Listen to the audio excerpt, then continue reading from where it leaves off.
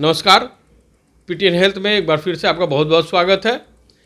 अभी हम आए हैं कंकड़बाग में डॉक्टर विकास चंद्रा जी के पास, जो कि आरसीटी स्पेशलिस्ट हैं, आरसीटी स्पेशलिस्ट है, रूट कैनाल स्पेशलिस्ट। डॉक्टर साहब, आपका बहुत बहुत स्वागत है हमारे चैनल में। धन्यवाद सर, चूँकि आप रूट कैनाल स्पेशलिस्ट हैं, तो सबसे पहले हम सवाल पूछेंगे ये कि रूट कैनाल होता क्या है? ये रूट कैनाल ट्रीटमेंट को इंग्लिश में आरसीटी बोलते हैं। आरसीटी मतलब होता है जब दांत सड़ जाता है, बिल्कुल दांत का 3 लेयर होता है, समझे? क्राउन, ये एनामल, डेंटिन और पल्प में यानी नस। जब नस तक इन्फेक्शन पहुंच जाता है तो बहुत तेज पेन होता है। तो उसमें हम लोग क्या करते हैं कि उस इन्फेक्टेड नस को निकाल देते हैं मशीन द्वारा, और उसमें दवा डालते हैं, 2-3 दवा ड्रेसिंग करते हैं, फिर उसमें आर्टिफिशियल नस डाल देते हैं, और उसके बाद उस दांत डेड हो जाता है। इस कारण से वो टूटने का डर रहता है, इसलिए उस पर फिर क्राउन जो आता है, क्राउन लगा देते हैं, जिससे वो ओरिजिनल दांत की तरह उससे आप सब कुछ खा सकते हैं और चबा सकते हैं, और लाइफ टाइम के लिए दांत सेफ हो जाता है।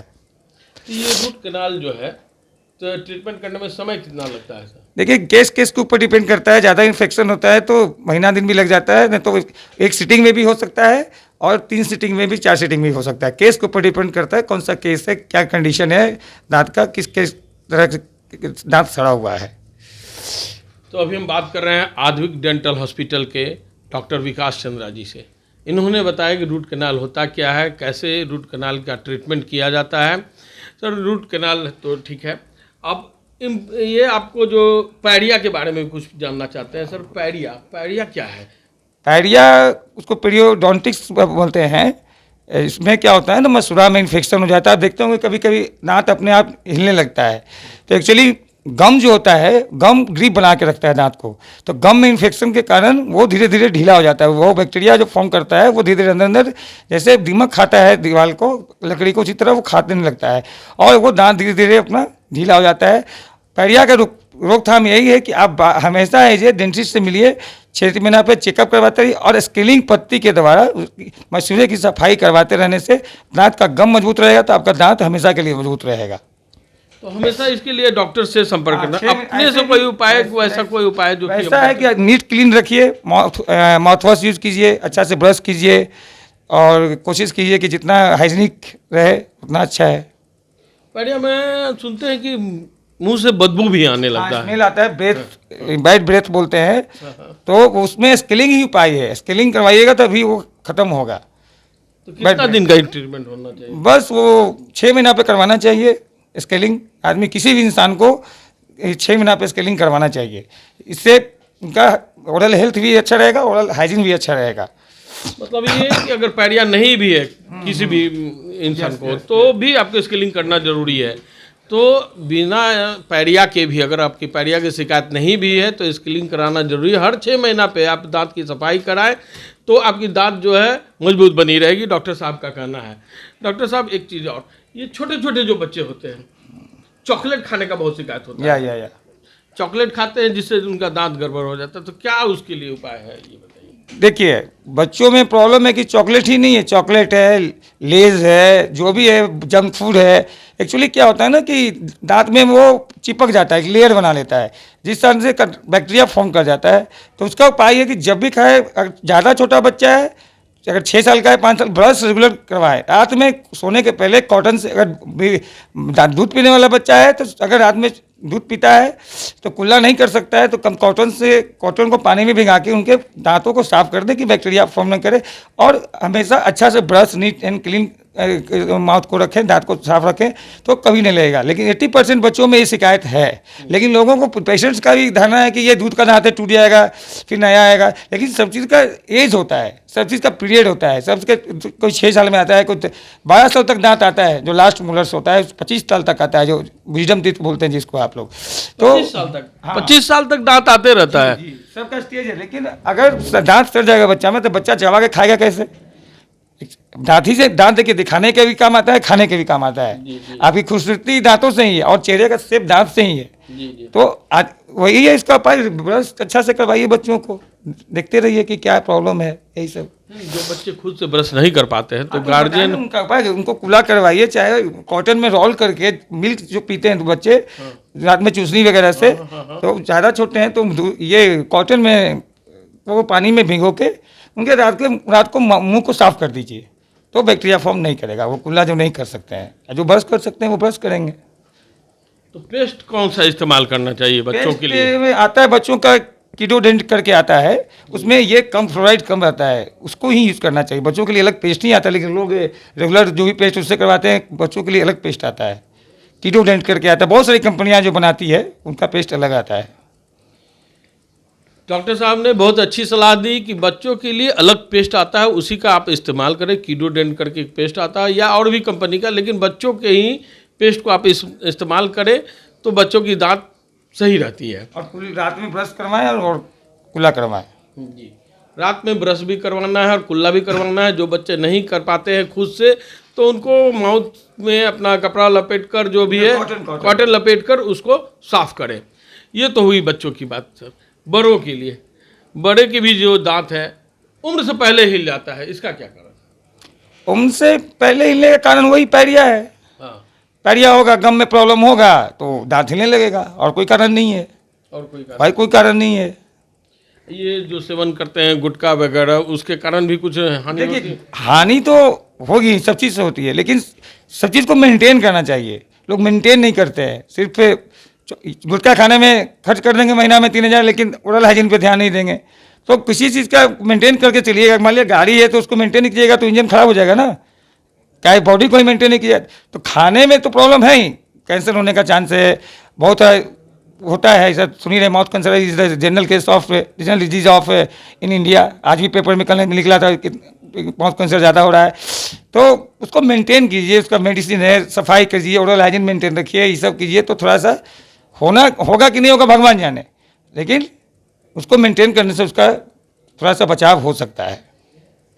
बराबर डॉक्टर से मिलते रहिए, दिखाते रहिए, कुछ भी अल्सर हो चाहे कोई भी ये हो तो उसको ट्रीटमेंट करवाइए, नहीं तो प्रॉब्लम हो जाएगा। अब तो जागरूकता अब दांतों के प्रति होने भी लगी है, इसके पहले तो जागरूकता ही नहीं थी। बहुत सारा टेक्नोलॉजी इम्प्रूव भी किया है, पहले इतनी सारी टेक्नोलॉजी नहीं थी। जैसे अब देखिए, अब किसी के दांत में, मुंह में एक भी दांत नहीं है तो डेंचर लगाते थे हम लोग, ठीक है ना।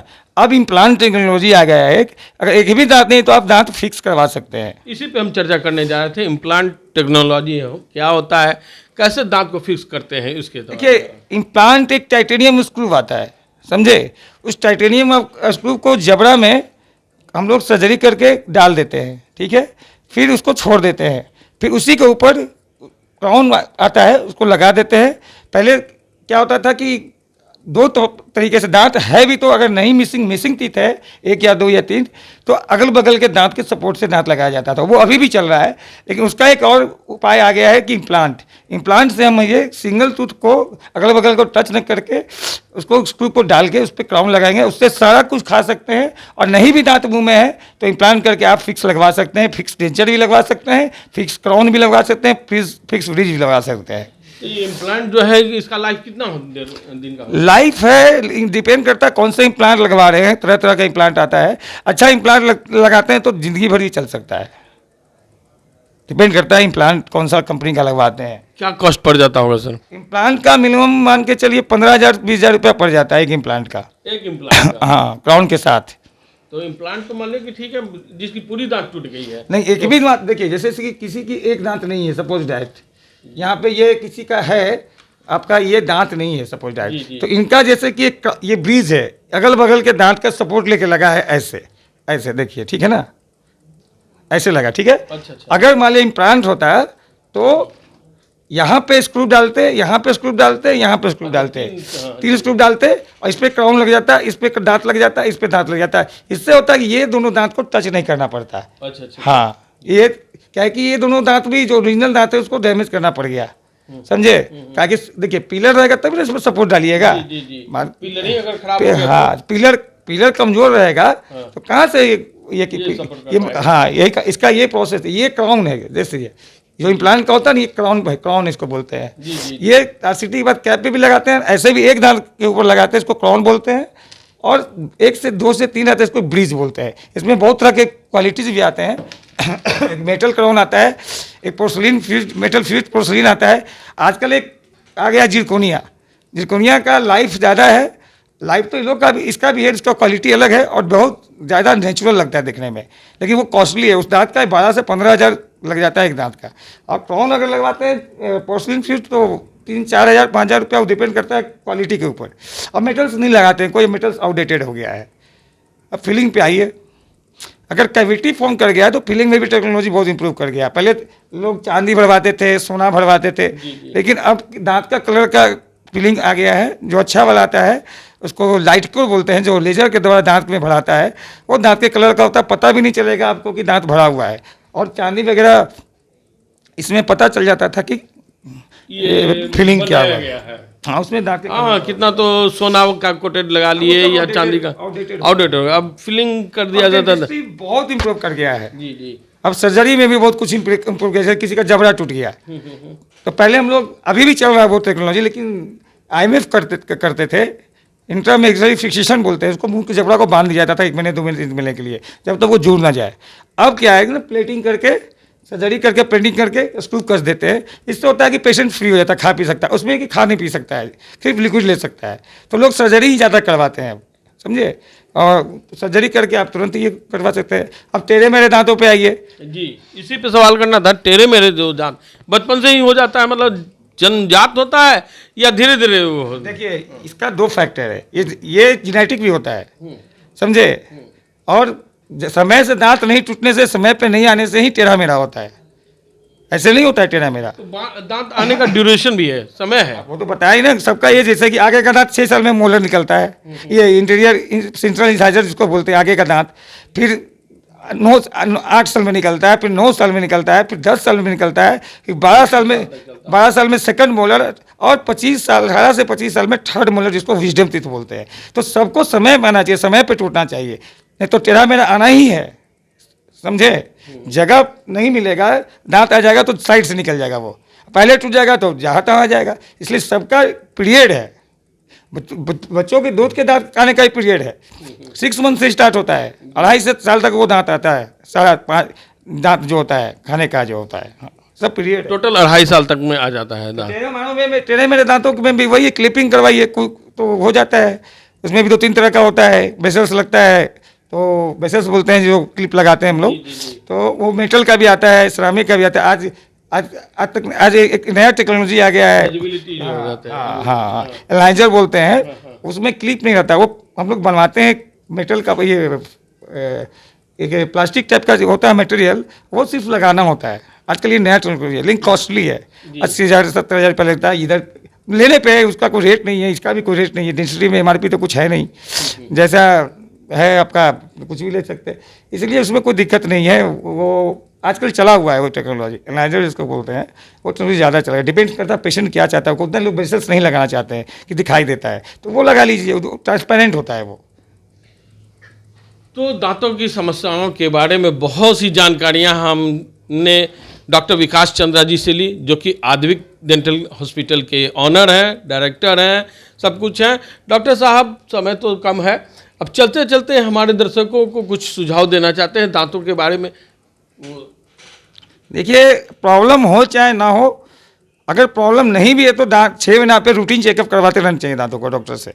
क्या कि आपको पता नहीं चलता कि प्रॉब्लम क्या रहा है। जब क्रिएट हो जाता है बहुत ज़्यादा प्रॉब्लम, तब आप डॉक्टर से मिलते हैं। जब भी कैविटी हो, फूड लॉजमेंट, काला धब्बा लगे, आप डॉक्टर से मिलिए, फिलिंग से हो जाएगा। नहीं तो फिर RCT और खर्च भी बढ़ जाएगा, दांत निकाल रिप्लेस करना पड़ जाएगा, फिर दांत लगा। और जितना देखिए, कोई भी बीमारी हटका ही हो, शुरू में ध्यान दीजिएगा तो कम पैसा लगेगा, धीरे धीरे बढ़ता जाएगा वो, तो सर्जरी भी कराना पड़ जाएगा। तो इसलिए हमेशा डॉक्टर से मिलते रहिए। देखिए, जितना जल्दी मिलेगा उतना ही कम पैसा खर्चा होगा, और उतनी परेशानी कम होगी आपको। जितना लेट कीजिएगा उतना परेशानी बढ़ेगा, उतना ज़्यादा पैसा खर्च होगा आपका। तो डॉक्टर साहब का सुझाव है कि हमेशा डॉक्टर से मिलते रहें, जितना जल्दी मिलिएगा। मतलब दर्द अगर परेशानी आ रही है तो दिखाना ना भूलें, डॉक्टर से दिखाकर ही उसका इलाज कराएं। डॉक्टर साहब जैसा सुझाव देंगे वैसा करें, तो आपका दांत से, आपके परेशानियों से आप दूर रह सकते हैं। धन्यवाद डॉक्टर साहब, आप हमसे बात करने के लिए। अगर ये कार्यक्रम अच्छा लग रहा हो तो हमारे चैनल को सब्सक्राइब करना ना भूलें।